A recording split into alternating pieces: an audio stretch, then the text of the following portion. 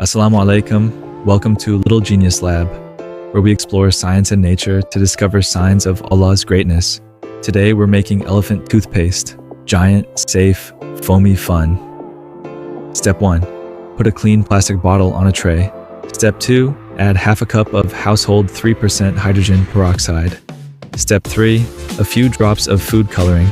Step 4. 1 spoon of dish soap. In a cup, mix yeast with warm water. Quickly pour it into the bottle. Adult supervision, please. Watch. A colorful foam fountain shoots out. Oxygen gas forms bubbles, making motion and energy. Allahu Akbar. Allah placed amazing reactions in nature. He sends down water, we bring forth plants. Surah Al-An'am 6:99. Learning is continuous charity.